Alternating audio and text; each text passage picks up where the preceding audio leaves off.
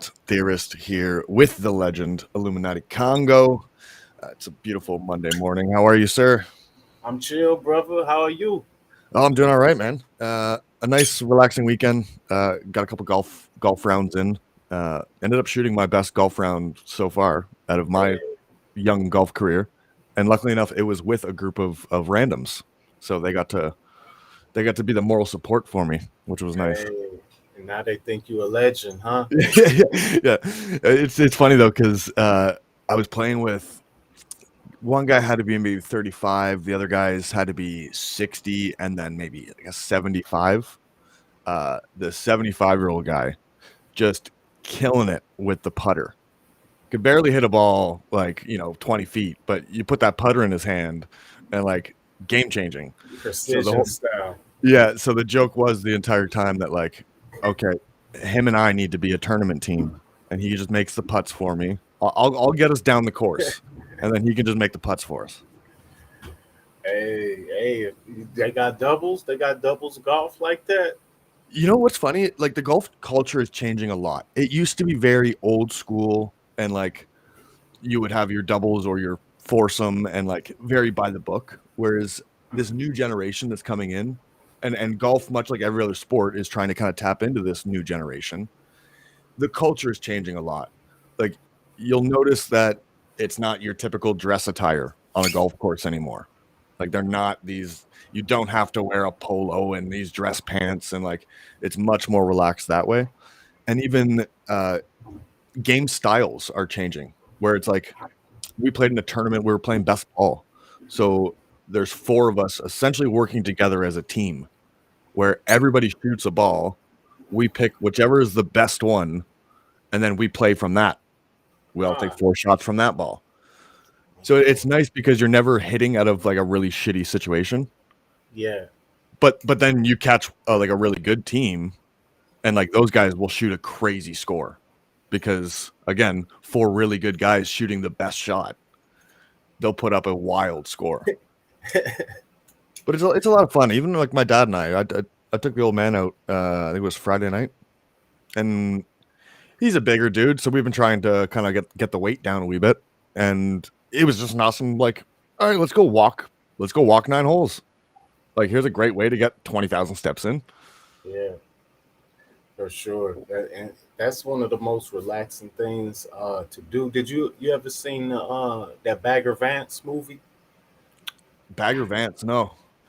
Yeah, it's a golf movie. I think you might want to check it out. I think, uh, yeah, I think Will Smith up in it too. Oh, interesting.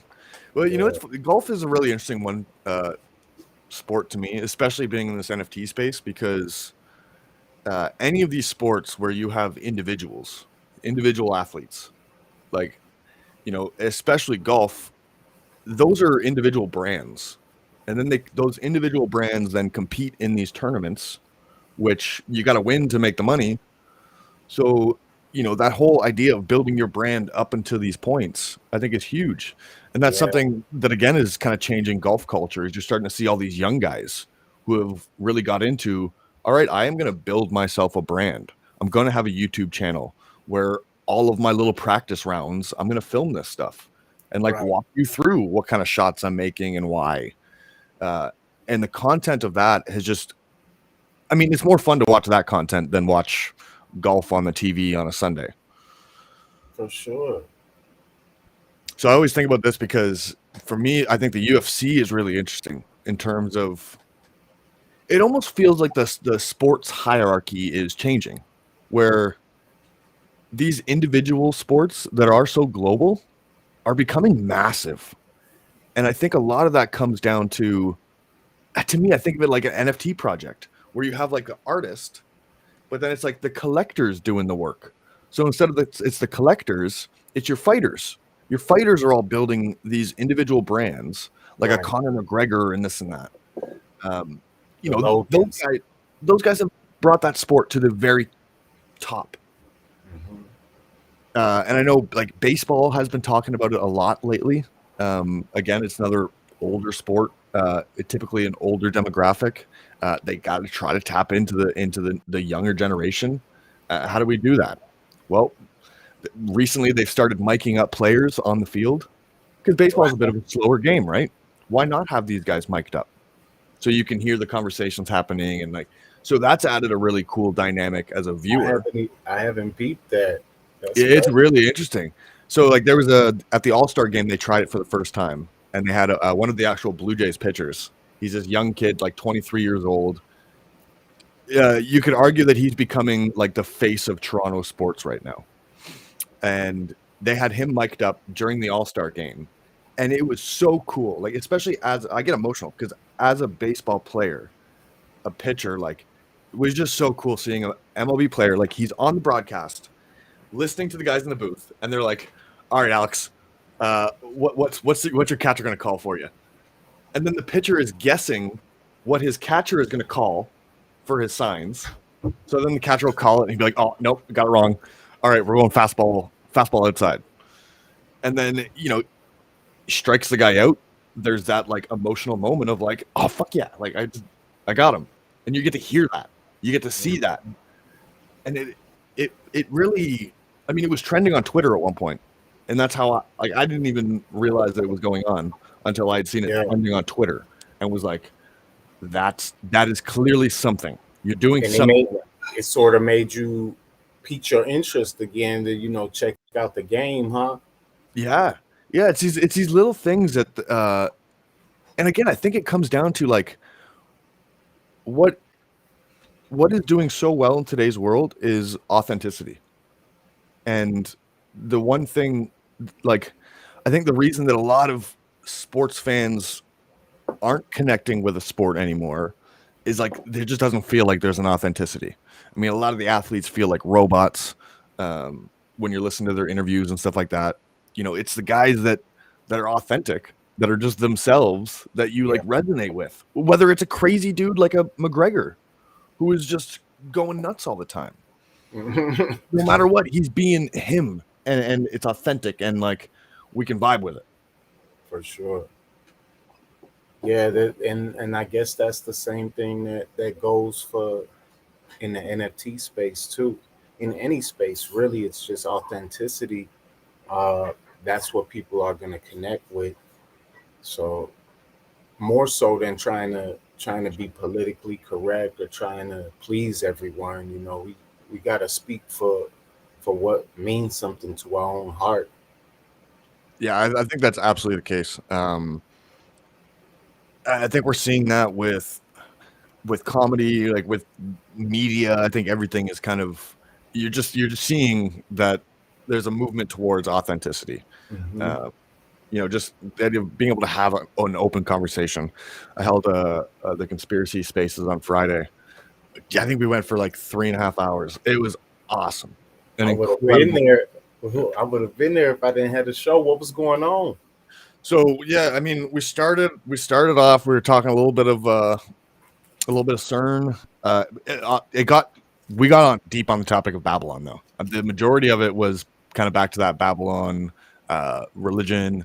Yeah. So I had Voodoo. Voodoo was up on stage with me, and because of his Christian background, it was an awesome conversation to be able to kind of go back and forth of like, I got to kind of ask, all right, what like give me the perspective from the Christian side of this, and then like, all right, now here's the other perspectives that I've heard, and like just this kind of throwing ideas back and forth, and it was awesome. And then even I learned in that situation where it's like, I thought, me personally, I thought maybe it's just there's an aspect to like anybody that is religious, like you just think that they're kind of set in their ways and they would never venture out of that. Right.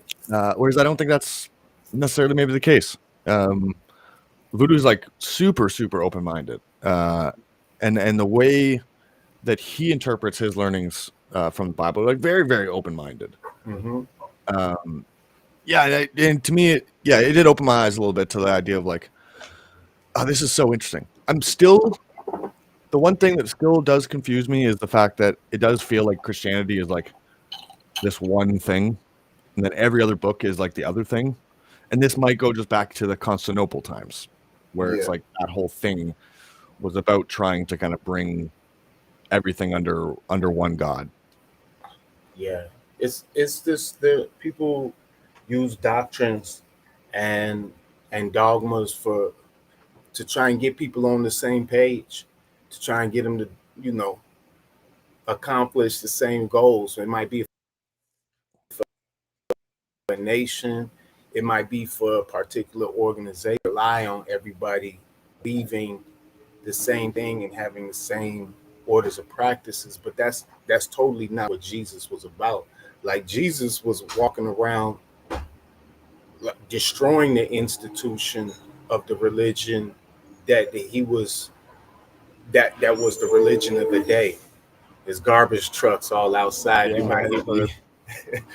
Uh, but he was definitely tearing down the institutions of his day.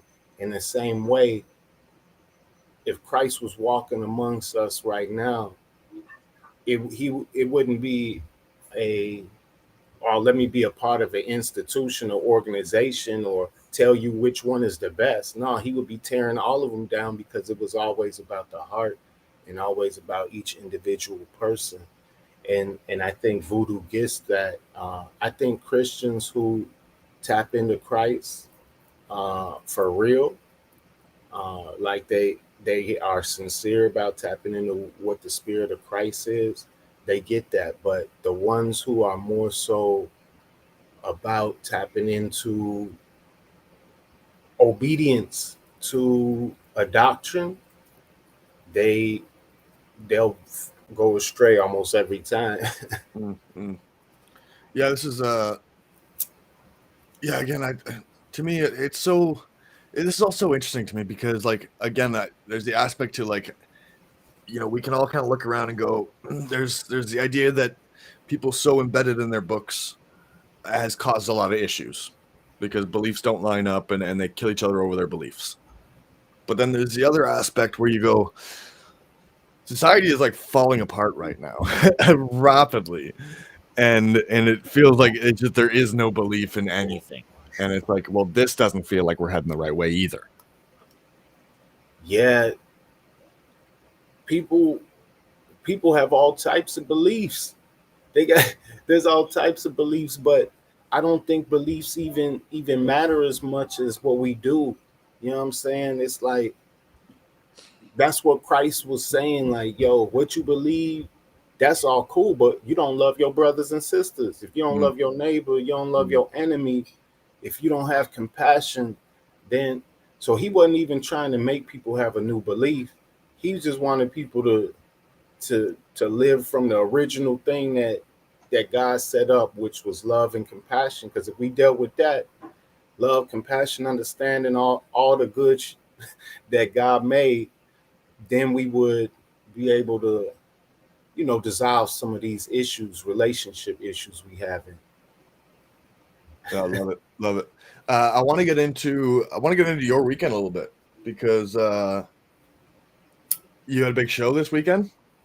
Yeah, my first show in Chicago in over a year. I don't like to perform in my hometown a lot because then it just make you a local artist. So I Mm, just do mm. one show a year. Or at the most I'll do four a year at the most, but I've only did one, and it was dope. My lady, she curated the a lot of the art on the stage, and it was one of the dopest art installations. And I had my brethren Aura the Prophet from Ohio. He's one of my good brothers that I rap with. He got some music coming out with Flatbush Zombies or Oh, with Juice from Flatbush Zombies. And so it was just really good for us to get him some momentum going with his shows. mm.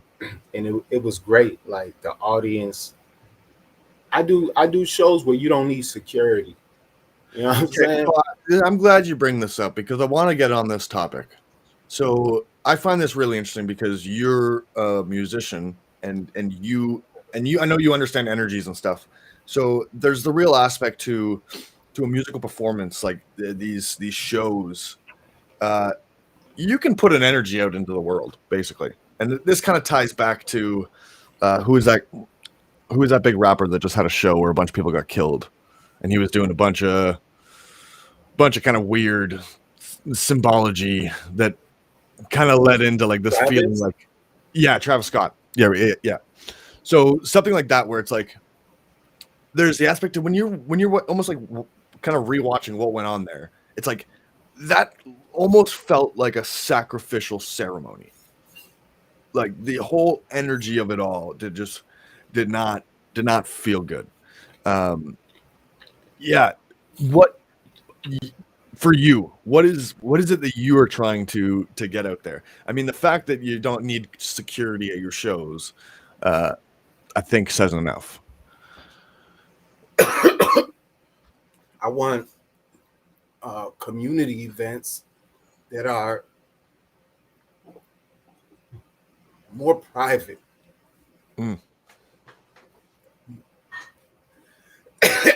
Hold up. Yeah, let me take me a sip You too. take a little sip.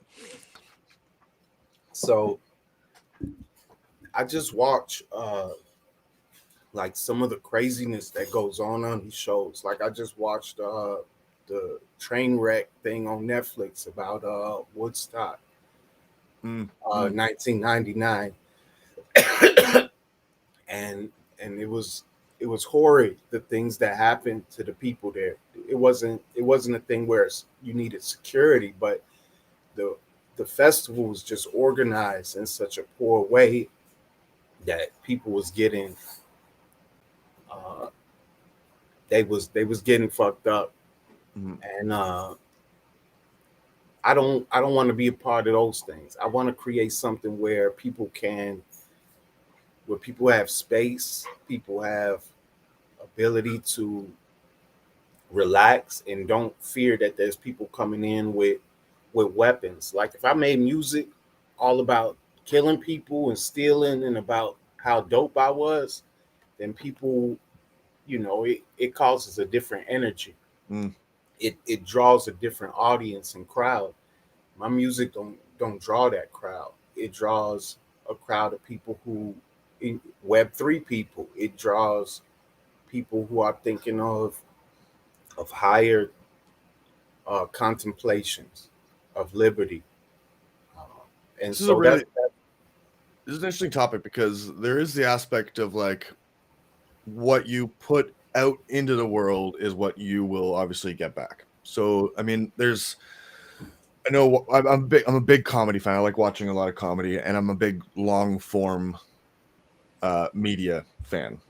And I know a lot of today's world is not of that. It's like I need 15-second clips onto the yeah, next.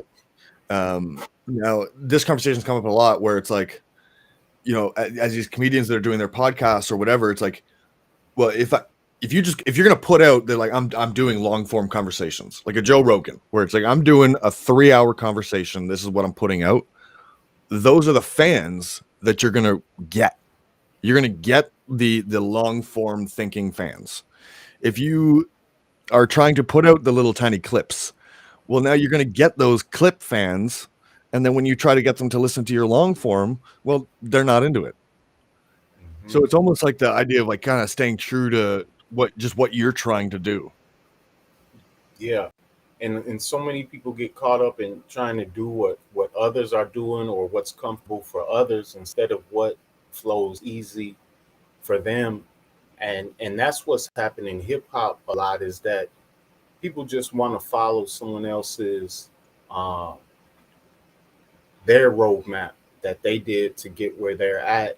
And that's why you got all these people with tattoos all over their face and with their hair different colors, with auto tune on every song, with uh like people can't even perform their songs without the lyrics going on in the background nowadays. And people are okay with that. They it's just like, hey, everything's fine. Yeah. Like they don't even question it. And that's what I'm saying. There's all these different things that rappers do that nowadays kids are trying to emulate, and it's not how hip hop was. We've lost some standards, and not that there wasn't violence and things breaking out, but that's even the difference between my music. Like I'm talking about juicing in my music. I'm talking about crystals. I'm talking about shamans in my music. Mm. I'm talking about the all seeing eye in my music. So it's gonna attract people who want to build on those things. And it did. It was a dope event. Uh, we had we sold a lot of merch. Got to Yeah, meet like with a okay, walk us through this because this is like, for me, I just think this is so cool. Like the idea of being able to perform for your crowd, like that's just got to be so cool. So, like, walk us through this. Like, how many people are at this venue? What is like walking up on that stage in front of people like? So it was a private venue warehouse, and we one thing that was cool, that was really amazing, was that my my brethren ordered a prophet. He came with a crew of his people from Ohio. They live in Cincinnati, Ohio, and they got to the venue a little earlier than me, and it's a warehouse, and we were still curating the event. Him and his whole crew helped get the space together along with everybody else. Like, where do they do that in hip hop? Where do hip hop Mm, crews help get the space feeling right? It doesn't happen that often. And so we, like, the music that we're doing is is a little more thoughtful. You know what I'm mm. saying? That's all. And it's not just word. It's not just lip service. People is actually living up to that. So I got to give thanks to Aura and his crew. But we got the place in order. People started falling through. We was playing music. We played a lot of old school hip hop, new school hip hop. Played some reggae. Aura got up. I DJ'd for him. Mm. Uh, and sort of like help, because it was his first time in Chicago, and one of his first shows of that capacity of people. Uh, he said it was his first show with that many people, and so I had a chance to, just help him with the pace of things as the DJ, and that felt good. So, Ah, and that's got to be so cool. yeah, Um, yeah, I think this stuff is really interesting from your perspective. Like, it's got to be really cool, especially as an NFT collector, because you have your own thing going on.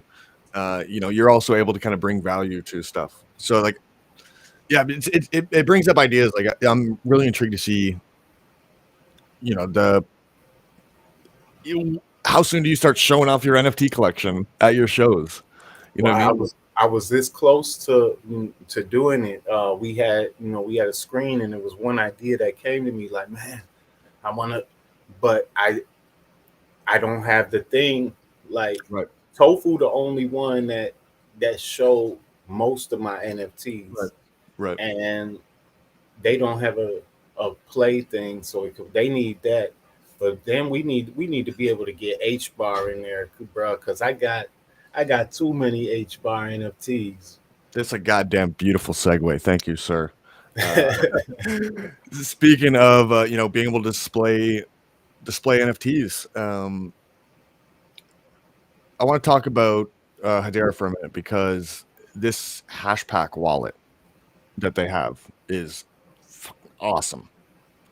We've had the potluck team chat has been going nuts about this. You got your hashtag up already? I haven't created one yet. That's on the list of things to do today. But Voodoo and Plot have created them, and we were having a group chat where they were kind of showcasing what all is the abilities, because Plot's currently doing some testing for the Masochist mint on HBAR. So there's some testers going on, and man, that wallet is just something special. What one thing that about H bar is you have to associate the token before you can even receive anything. So like all of that spam NFTs Yeah. that's in our thing from on other chains, that can't happen on HBAR. But Yeah. also, So, you can't get an airdrop just unknowingly on right. HBAR either. Right. Which I don't think that's a massive problem. Like it does. It does create an activity that is needed. Hmm. Um, but then I'm sure that like almost like a paint swap, like paint swap has this new vault feature where it's like you can essentially still list your NFTs on paint swap, but because now they're in your vault, you're able to get the airdrops. So like I imagine that a tool will be built, on top of this where it's like, okay, you can receive these airdrops. Hmm. But it'll go into this like not a scam wallet, but essentially a scam protection wallet where it's like, okay, maybe these airdrops will go into that, and then from in there, I can then move those things into Hmm. my real wallet if I want them. Hmm. For sure. But let's talk Hedera a little bit. So it's interesting for me because I'm kind of catching up again. Hedera was one of the first tokens that I had bought kind of on the side. When I Right. first started doing my token trading, HBAR was one of my first ones, and it was the idea that like they've got Google behind them, and IBM, and Boeing, and DLA Piper, and every company that I also hate, but understand like how much power they have, was behind these guys. Hmm. I guess my issue at the time was the idea that I didn't like the fact that it was like a closed source. Uh, Hmm. all the code was closed source because it felt like Web3. It's about open decentralization. It just felt weird in this space. But I think that mindset has changed from the HBAR side of things, if I'm not And I mistaken. think it was, yeah, it's open source now. And I think it Right. was really good to be closed source during the time frame that it was, because you want to build your thing. If you invent something that is dope, uh, of course you want the world to be able to benefit from it. But say you have your own long-term vision for something you created, you want to get the head start on that. It's like, who wouldn't want to get the head start on Mm. their own thing? So that never really bothered the fact that it is open source now. It clears all of the history of it not being open source, and I'm like so so excited for what's to come on Hedera. But yeah, I've been concerned about them big companies too, uh, and that is also the reason why I know that they have some type of potential to escalate or elevate their market cap and come up and be a major layer one in new technology, because it's not even blockchain technology. Right. Right. The way that it's explained, it's a hash graph. Right. So this is kind of what I've coming to terms with is that I'm not I'm not an expert on any of this shit. Uh, so for me to put all my eggs in one basket is just silly. I mean, I think, and you know what? Honestly, it's like this little thing of the last few months has definitely opened my eyes. When you've seen Luna go to zero with all of the backing that it had, it's like it's all possible. It is whatever you can dream up is possible, and that could be really a bad thing as well.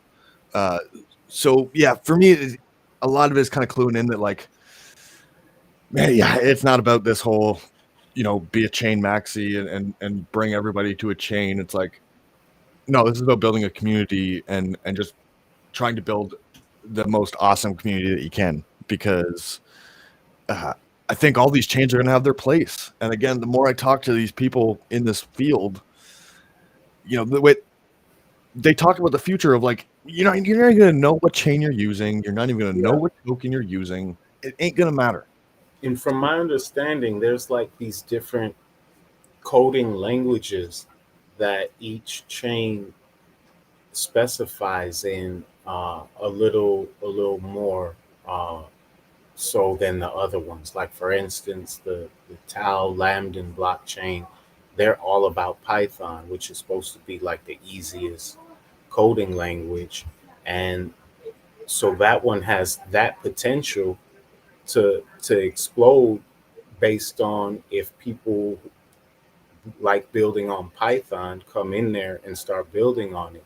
And then you have ones, Solidity and C plus plus or whatever. I don't even know them. I know a small percentage about coding, but from what I know is that they're different languages, and if they're different languages and people speak different languages, then different ones will have uh, their use case for those who speak those languages. No, I think you're spot on. Yeah, I mean, I hate shitting on Solana. Like I shit on Solana quite often, but like I don't Well, think it's they going shit away. on themselves. I don't know if it's going away anytime soon. You know what I mean? Like maybe this whole thing about them being able to shut down the blockchain for these first couple of years, maybe this works out great for them in the future because in the end, a lot of these blockchains are kind of companies. And that's kind of the realization of like something like Phantom is not that decentralized. There's a few whales that essentially control the voting on the network, and doesn't matter how many fanties you have. If we want validators' costs to go down, and the whales don't want it, well, it's not going to happen. Yeah, Uh, so there are these little aspects that I've realized, and then also kind of cluing into how much leverage is all in the system. It's hard to kind of see what a real value is because you don't know what is all stacked up on top of each other and taken out loans wise. Like I just remember reading something about Solana and the total value locked metric. So there was something about it was like the same group of developers had built like fucking 8 different protocols all on top of each other. And because they were all built on top of each other, it like inflated the hell out of the total value locked numbers. So Solana, it seemed like there was all this value locked, all right. these builders, literally the same group of builders that just had 8 different protocols that were all like leveraging each other. And it was like that falls apart real quick. So like even for me, when I look at like the Phantom total value locked was always something that we looked really highly on, and it was like yeah, our market cap is too low for the amount of total value locked. And then you start to get into like, well, I don't really know what's all going on in that because you have solidly that's lending stuff. Like there's so much going on. It's hard to kind of realize how much of this isn't just leverage. Yeah. Yeah, it's real interesting. I want to go through some comments here. I see Gavin McDonald's, but he's been active in the chat. Just hope to sell some NFTs, but at the moment I want to just reach spring in 2 weeks' time. Colder than a motherfucker here, yo. Bless up, fam. By the way, I'd recommend buying Super Farm.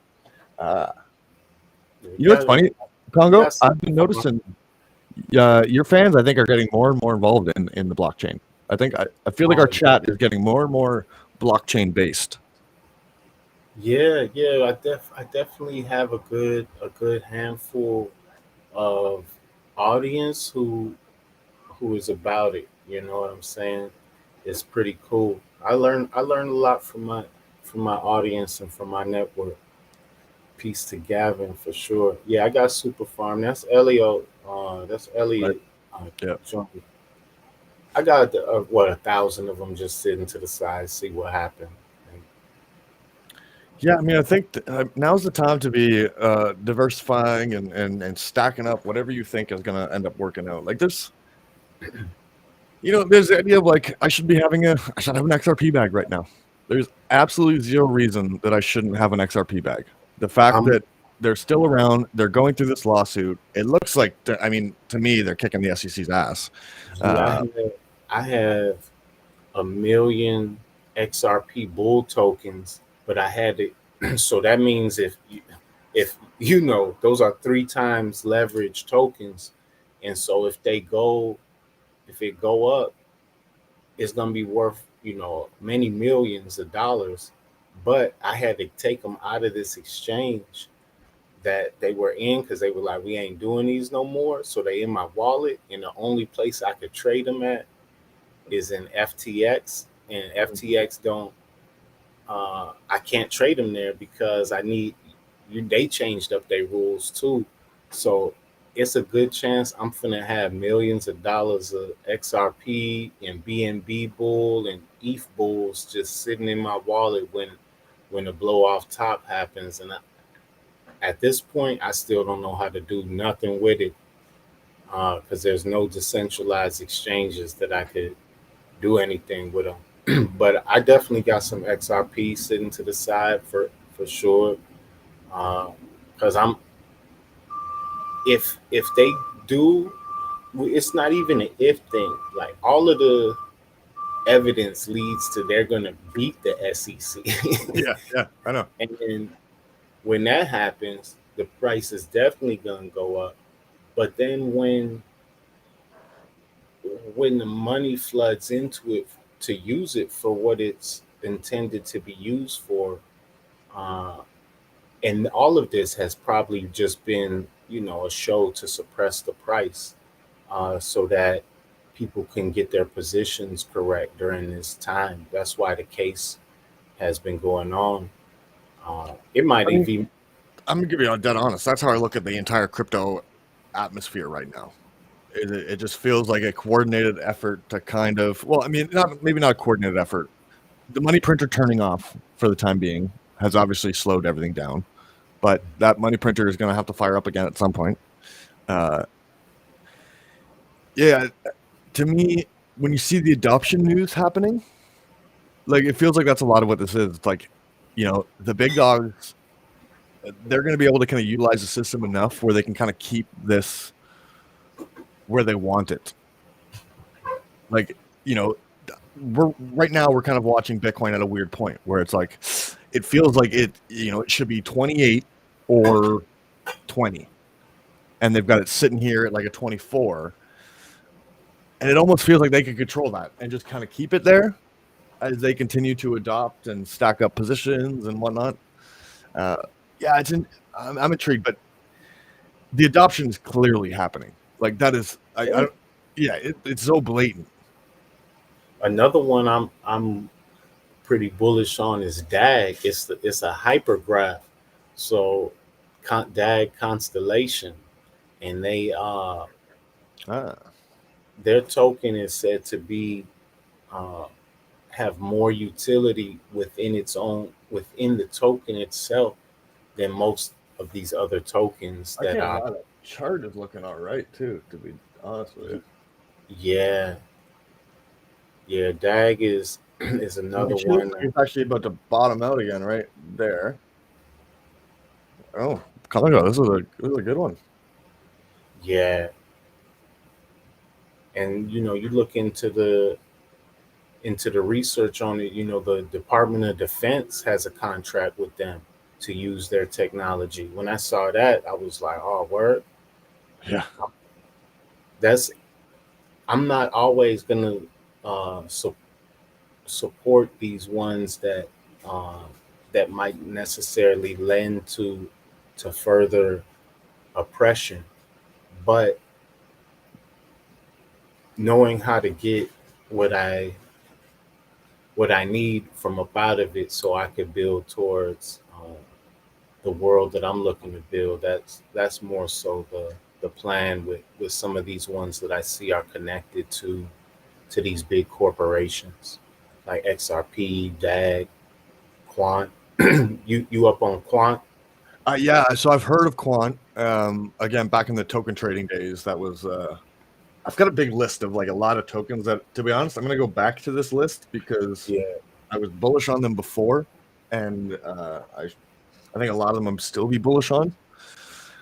Yeah, stuff like I should be stacking some Algorand. Uh, I know Algorand has a lot of stuff to do with Canada. So like, there's and not Ecuador.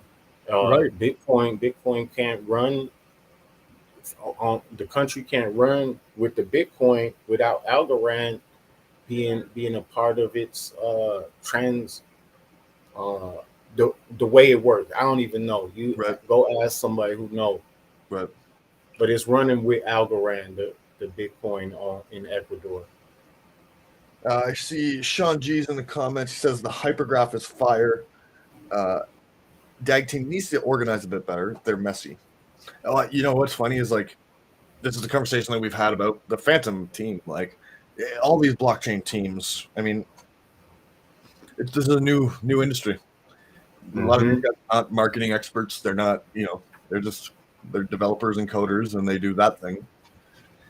And the VXV, that one is the vector space, uh,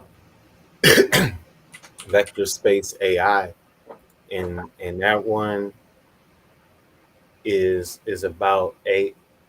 At first, it was about building AI intelligence that could be marketed and sold amongst others. This one, it's a great time to buy. It's so Yeah, low it's right now. about as low as she's gonna get. But this one is like launching AI into space and developing intelligence that can operate crafts in space. And so it's like some next level technology that people don't really get. Like I don't get it that much. Yeah, yeah. I know some of this stuff is like it's tough because and it kind of it brings me back to the token trading days where you just start to get in some of these buzzwords where Yeah. it's oh we got AI and this and that and um, Yeah, but I but mean they the, really they those are one of the people that are really building. Like some of them will just saying using these buzzwords, and I think that might be why that one is so low, because did sort of pivot. It seems like they pivoted from marketing AI to whoever needs it in or like being able to have a marketplace for AI for whoever needs it to change into this space program AI thing, but I'm not sure. I don't do as nearly as much research as I could on the background and what's happening on these things. see we got I see Michael in the chat here brings up an interesting point. So and I've had this conversation quite a bit. Once the dollar dies, all your transactions will be monitored. If you speak up against the government, who are you going to call when you get hacked? Take your money and get land. So there's obviously different aspects to this. So yeah, I mean you want your physical goods. I do think it's a good idea to have some of your gold, some of your silver, and land. Uh, there's the aspect to the argument against the whole crypto industry is that like, oh, what if they shut off the grid? Well, data is the today's oil. So for to think that the global power structure would want to turn off their data, uh, it seems silly. They need to know where people are, what people are thinking. They need to have the grid on, and they also live a life that they want to, enjoy. Then there's the aspect to, all right, well, what transactions getting monitored? This is where it's interesting because I can monitor the government transactions at the same time. If we're all using the blockchain, we all get to monitor everybody. So there's an aspect to, I'm okay with paying taxes if I know where my tax dollars are going to. And all of a sudden, if I can see this on the blockchain, that's a massive deal. Um, Right. so for me, I got no problems with like, my transactions are being tracked now by the banks and like whatnot. Right. Unless I'm using cash on the side and even, they'll have all the questions about where the cash come from. Uh, Hmm. yeah, for me, it's the transparency of the governments because now when you get to see where they're putting the money, And the corporations for sure, exactly. and the billionaires and all the and who they're funding. What advertising agencies are the billionaires funding, and you'd be able to trace all that. But then there's privacy coins, Right. and we saw what just happened with Tornado Cash, and that is a different situation. Like no one can come in here and stop me from mining Monero. I got Monero. Actually, I need to go update my daemon right now because it stopped mining a couple of days ago. But I'm mining Grin. That's another privacy coin, and there's no one can interfere with that. The only thing they could do is somehow try to threaten the exchanges that I know where to trade those coins at. And if they do that, then and there's nowhere to be able to trade coins at, then what? Then what do you do then? Well, yeah. So their attack vector is obviously at this point, because they're trying to save the dollar. It's the on and off ramps. If you shut off the on and off ramps, well then, that's a big deal. Problem is there's fucking ATMs in my little hometown. Like, you would need to remove all the ATMs. You would need to remove any of the decentralized exchanges. Um, You have then to it be able becomes to an stop. aspect like, and then once they've made that distinction, and this happened in Canada, and it caused a big stir when our government shut down bank accounts of the freedom protesters, and then tried to seize people's Bitcoin that they had. We learned very quickly that you can't seize Bitcoin. And there was a hilarious letter that Nansen, I believe, had put out to our government saying, like, you guys clearly need to do some more research on how this works, because we don't keep anybody's information attached to wallets or anything. You can't seize shit. But your bank accounts got shut down. So you couldn't use your dollar anymore. But like, I could have used Bitcoin. And like, to this day, I could probably go to my gas station and fill my gas tank with crypto. The guy that owns the gas station knows enough about crypto. He's in Doge and Shib and all this shit. He knows enough that what happens when the government goes, all right, we're this is a war on money now. We're controlling the dollars, and anything that's not a dollar is illegal. You're creating a culture war at that point. These little things are waking people up. When everybody seen a group of protesters that our government said, they were just fringe, they meant nothing. All of a sudden, our government enacts an emergency act, goes into their bank accounts, shuts down these bank accounts. Like, it woke the whole world up to like, oh wait, what the fuck can you guys do? Like, what kind of power do you guys have? So I think there's that cultural war coming. And I think it's even happening in crypto right now. The idea that Tornado Cash getting shut down. That is the And first sign of there's a and cultural war. the developer got arrested. That's Right. crazy. How Right. the developer get arrested? But you still got all of these other rug project people out here and never got arrested. It's so wild. Something to preserve people's privacy, get you arrested, but you could just steal people's money like Do Kwon and just be walking around freely. Yeah, I genuinely think there's a cultural war coming, because they are going to do the attack on. I mean, they got to save the dollar at some point. But at the same time, I don't know how that works, because a strong dollar, a strong U.S. dollar, is not good for the rest of the world right now. So, like, the rest of the world is getting fucked over by a strong dollar. Yeah. So, like, I mean, I think it's clear that dollars are falling apart. When we look at the euro has pegged to the U.S. dollar, it's like, there's something going on. So all of a sudden, when Europe can't, what happens when Europe can't get their resources in euros anymore? And now they have to go through something else. Are they going to go through the US dollar, or are they going to go through a Bitcoin or gold, which is the ruby is backed by now? So, yeah, I'm intrigued to see how it all plays out. The amount of adoption happening, though, I think is just clear as day that, like, this is the future. I just don't think we go back in time in terms of monetary standard. When you look at history, I don't think that's ever happened. So, Right. And I don't think developers stop developing. I don't think the yeah, devs stop doing something. And so we're gonna always be able to VPS You know what I'm saying? VPN. We're gonna It's always a be it's a able. it's like a cat and mouse game, right? Like there's and somebody brought up this point. It was a really good point. It's like, okay, so say in the next couple weeks, we see fucking 15 tornado caches pop up.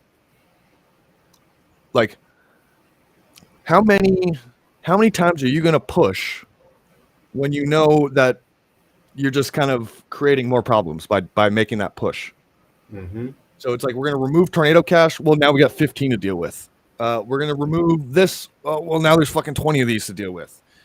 Like to me, it's this kind of cat and mouse game, and that's kind of what the whole digital world has been. It's like white hackers, black hackers, just literally constantly going back and forth against each other.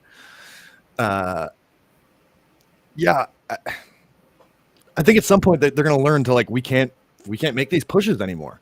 Like I think China has kind of clued into like, guess what? Every time we ban Bitcoin, it just goes elsewhere, and now we've lost all of our standing in Bitcoin. Like now America has more mining power than we do. So I think that's the kind of the game theory kind of built into it all, right? Yeah, yeah. And you wonder if these are coordinated things that are happening, like all around the globe, in order to create certain reactions, or if they are just what's occurring based upon individual nations making their different decisions. You always wonder if there's a puppet master or a group of puppet masters behind the scenes who are saying, okay, ban Bitcoin for a while here now. Let it come over here for a while. All right, now take it back and let it get shut down over there. Like, is there some type of scheme behind the scenes? Yeah, it is interesting. To me, I think, and it's something that I've just come to terms with more recently. I think Bitcoin was like built to like, so we talked about it before, but like I think there's a bunch of these like little power struggles going on. Yes, there's your Davos where they all get in the same room, but every one of those people have different beliefs, and and they have their own. Like I don't think Bezos gives a fuck about Elon Musk. Like Bezos gives a shit about him and his family. So like he's gonna try to do the things for his belief. I think that's where there was the genius in Satoshi in this whole Bitcoin thing. It's like it literally plays to that, where it's like it would be the only way to get rid of Bitcoin is like all of these people have to somehow come together, and that again is like never happened in human history. Like the idea that all of a sudden you're going to get China, Russia, and the U.S. and Iran to all come together Mm-hmm. over this money. They've got too much shit between each other. Like empires are trying to destroy other empires. So I think Right. that's the genius of the game theory kind of built into Bitcoin is that it stops any kind of centralizing factors. Yeah, yeah, and same with Monero and Right. some of these other coins that are proof of work. And that's really the interesting thing, is that there's a huge move to proof of stake and all these other proof of things to provide value. And in some regard, I like that. I like the virtualization of currency, Mm, but I understand the work and the energy that's going into making certain coins, making a Bitcoin or making a Monero or a Grin coin. It takes certain hash power, and that's and I can do that here. Anybody could do it. Like you could set up a miner tomorrow, and you be part of the miner network mm. of Bitcoin or Monero, and that's why I think it's truly decentralized, because no matter what anybody does, someone can go mine it right out their crib. Love it. Well, Congo, love the conversation. I got to cut this one a little bit shorter. Got to jump into a potluck team meeting. Get ready for the week. We got big day for us tomorrow. We got Masochist, legendary artist. He's Oh, dropping phase 1 and 2 of Paint Huffing Degenerates round 2. So phase 1. So it's basically there's 4 characters, and each character is going to be per chain. So we've got 2 characters, one on Phantom, one on Avax. Those will be tomorrow. And then we've got 1 character set coming to H-Bar and a character set coming to Iota. and I love all of those chains. It's gonna be so. You don't know how excited I am that Potluck is going to H Bar and Iota. It's crazy. Dude, it's super exciting, but again, like it's so like I'm just sweating even thinking about it because like it's a new world, right? Like it's a grind. It's like building new community.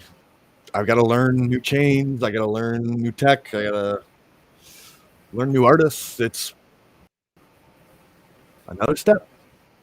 Yeah, it's fun. It'll be fun when you get your hash pack day though. Let me know. I'm gonna send you NFT, my G. Yeah, I'm just super down. Yeah, that's on the list of things to do today. And I recommend to anybody watching, set up a Hashpack wallet. What we are going to be coming to H-Bar sooner than later, and it's probably good to get some exposure to it. But yeah, set up a Hashpack and try it out because it's exciting when you think about, like, I can't wait till something like this comes to Phantom and like, you know, some other chains. Like the wallet tech is starting to get really good. Yeah, I staked to like Dovu straight through my wallet, and it comes straight into my wallet like it is custodial. Or I don't how I say it. I keep my crypto right in my Yeah. wallet. All I did was sign up to say that I have it in my wallet, and the site monitors it, and they send me crypto every 10 minutes. It's crazy. Yeah, no, it is. Well, Congo, great conversation. To everybody in the chat, Dobender, Michael, Sean, Gavin, you guys are all fucking awesome. Love having you in here, shooting the shit. This was another awesome episode. Thanks, Congo. Appreciate it, man. See you soon, my